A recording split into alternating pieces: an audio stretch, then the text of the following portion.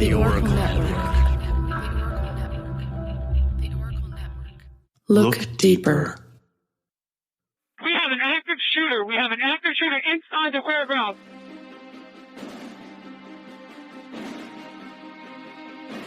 Welcome to Active Shooter, a podcast that covers the whys, the hows, and the aftermath of active shooter and mass casualty events.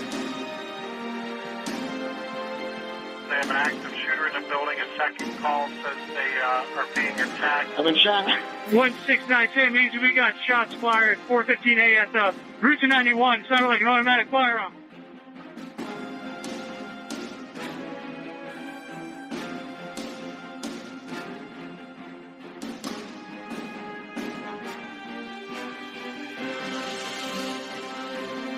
Active shooter, reports of an active shooter,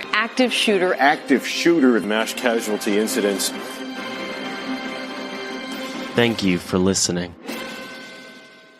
You are listening to Active Shooter, a podcast that may contain adult themes, explicit language, and graphic depictions of violence. Portions of this show may be traumatic for those under 18. Listener discretion is advised. This is what we know at this hour, everybody. 5 people are dead, 8 are injured in that Fort Lauderdale airport shooting.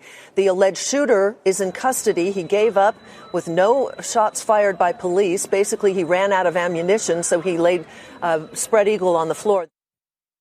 The Federal Aviation Administration reports that there are more than 44,000 flights per day and over 2.7 million passengers flying the friendly skies on those flights combined. According to a 2016 study by the International Air Transport Association, there is on average at least one accident per every 2.86 million flights. The odds of being on one of those flights and actually being killed are 1 in 11 million. The odds of something happening in the actual airport are unknown, but thought to be minimal. In fact, with all of the screening required at airports, it's not really a place you would think you might encounter a gunman.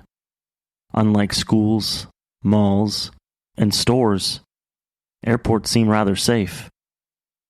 However, as we have discovered on many episodes of Active Shooter, shootings and mass casualty events can happen literally anywhere. In today's episode, we will cover a young man who proudly served our country until he began exhibiting disturbing signs of mental illness. When he began experiencing paranoid thinking, he sought out the FBI hoping they could help him, but he was wrong. Instead, he was allowed to return back to society without restrictions until the day he opened fire in the Fort Lauderdale Hollywood International Airport. Active Shooter the podcast is a High Five Holly production, and I'm your host, JT. If you've listened to our prior episodes, you know that the Active Shooter podcast team has taken the no notoriety pledge, and we will not be sharing the real name of the shooters that we cover. We will be giving the shooters a pseudonym and refer to them by that name throughout the episode. This will help in clearing up any confusion in the story, while remaining true to our pledge in not naming the shooter by their actual name. In today's episode, we will refer to the shooter as Brandon.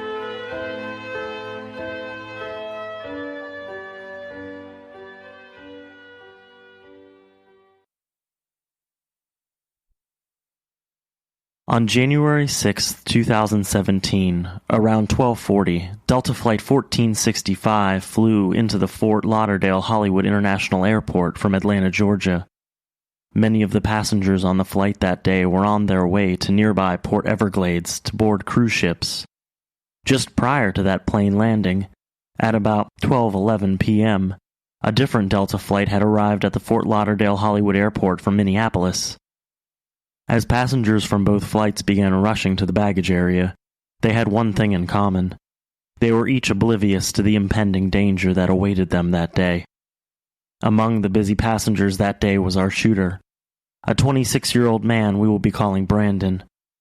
Brandon purchased a one-way ticket from the Ted Stevens Anchorage International Airport in Anchorage, Alaska, to the Fort Lauderdale Hollywood Airport with a layover in Minneapolis, just days prior. He was following the rules that day and had checked his weapon, a Walther 9mm semi-automatic handgun and 2 fully loaded magazines. The handgun was in a locked case and needed to be retrieved upon landing, following the TSA guidelines for checked weapons. Not only was Brandon traveling on a one-way ticket that day, the handgun he had checked was also his only baggage he brought with him. Yet no one questioned his intentions or asked him the purpose of his travel that day. No one knew that he had a hidden agenda. After retrieving the checked firearm, Brandon calmly and resolutely walked into the nearest restroom, located next to the baggage carousel, entered a private stall, and began to load the weapon. Once the gun was loaded, he discreetly placed the weapon in the front of his waistband and with purpose walked out of the bathroom, scanning the terminal. Within seconds, he had the loaded weapon back in his hand and began to indiscriminately open fire in a random manner. Those who were in the area and heard the shots immediately ran and looked for cover. We heard the shots. We were at the Terminal 2 at Delta at Fort Lauderdale Airport. We hear the shots, just popping shots. One of them yelled. Somebody said that the shots are being fired, and I rushed my kids outside to my wife and my father-in-law, and I look down and I see a man with a woman bleeding profusely and turning pale, as I saw, and just a line of just trail of blood leaving from one of the doors leading outside. And he was just leading my wife, fortunately, is a medical professional, and she told the woman to raise the victim's hands to slow the bleeding down, and she did so, and it took a few minutes, but sheriffs cordoned off the location, and fire rescue came and medical professionals came.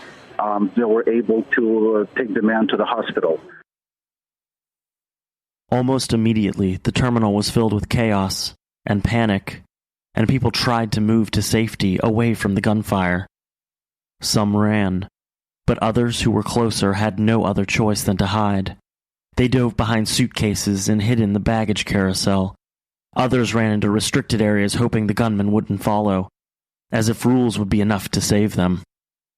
We were just kind of almost getting ready to leave out one of the far end doors, and all of a sudden we heard, kind of 3 quick raps. I kind of turned towards where the noise was coming from, which he had a pause after the 3 rounds, in which then people also were realizing that was gunfire. There's a lot of screaming, a lot of, kind of yelling, and people frantically started, trying to run to the exits to try and get out of there or take cover. Brandon appeared calm, quiet, and methodical as he slowly and deliberately walked around the baggage carousel while aiming and pulling the trigger. Fort Lauderdale Airport. Everybody's running. We don't know what's going on. Okay. You said everyone's running? Pardon me? You said everybody's getting us all out of the airport. Okay. One moment. Witnesses say that it appeared Brandon was aiming at people's heads. Brandon was military trained and didn't want to waste ammunition. He wanted them all to be kill shots. As he encountered people, he shot them. All his victims seemingly chosen at random, merely in the wrong place, at the wrong time. I was standing at baggage claim 3, and I heard gunshots. I knew what was happening. I'm a teacher for Broward Public Schools, and I've been through 2 active shooter trainings. So when I heard the gunfire, I looked in the direction of the shooter. I saw the shooter. I can describe him. He had the black hair, blue shirt. He had the gun. I saw the shots being fired. I immediately ducked behind a smart cart, and I just laid there. There wasn't really anywhere to hide. I couldn't have escaped. I couldn't have run. And I was there maybe 30 seconds, and an older gentleman laid on top of me and said, "I will protect you." His name's Tony Bartosovitz from Rochester, New York. I thanked him many times throughout the day. Really grateful that he was willing to put himself at risk to shield my body. And, I was praying to God the entire time that my children wouldn't lose their mother or have a seriously injured mother. The gunman was walking around and he was shooting people near me, and I thought I might be one of his victims, and I'm grateful for a man that shielded me. He wasn't saying anything. There was a man to the right of me I haven't identified that was shouting obscenities at him that I believe attracted the shooter to our area. I didn't realize how close he was, but Ruthie Bellman, who was also there, told me afterward that he was right next to us. And Tony told me that there was a shot fired over us. I had my face to the carpet. I was not looking. I did not want to look. I was just praying. The Broward County Sheriff's Office had a contract with the Broward County Aviation District where they would aid the airport and provide them with additional security. Deputy Jesus Madrigal was assigned to a security checkpoint located in Terminal 2 that day. He was trained to respond and engage in the event of an active shooter. And that is just what he did. He ran towards the sound of gunfire. When he arrived, he wasn't prepared for what he saw. The shooter had surrendered. Brandon only had 2 loaded magazines with him that day. Once he was out of ammunition, he dropped his gun, dropped to the ground, laid himself out spread eagle on the floor as he waited for law enforcement to arrive. He never tried to flee, and he didn't save a bullet for himself, as other shooters have done in the past. The entire incident from first shot to surrender lasted just 88 seconds. Shortly before 1 p.m. today, we had an active shooter inside Terminal 2, the lower level by baggage. The active shooter shot at least 13 people. 8 people, as I know right now, are in area hospitals being treated. I don't know the degree of their injuries. 5 people have succumbed to their wounds and tragically are dead. We have area SWAT teams and the Broward Sheriff's Office SWAT team clearing the entire airport. There'll be no movement in or about the airport until our SWAT teams give me real-time information that it's safe. Right now we're taking, this scene is considered fluid and active. We have the shooter in custody. He's unharmed. No law enforcement fired any shots. The subject is being interviewed by a team of FBI agents and Broward Sheriff's Office homicide detectives. At this time, there's been no shooting at any place else but at the downstairs of Terminal 2. There's no confirmation of any shooting. As a matter of fact, at this point as I speak, the only gunshots fired at any time during this horrific incident have been downstairs in Terminal 2. What happened? At this point, it looks like he acted alone. Were they part of a family? Nonetheless, there were protocols that needed to be followed, and that included setting up a perimeter. First, they needed to establish that there wasn't a second gunman. And second, they needed to secure the area before they could allow emergency and first responders to identify and treat the victims. Once the perimeter was established, they brought in canine officers and their handlers to sweep the area for explosive devices.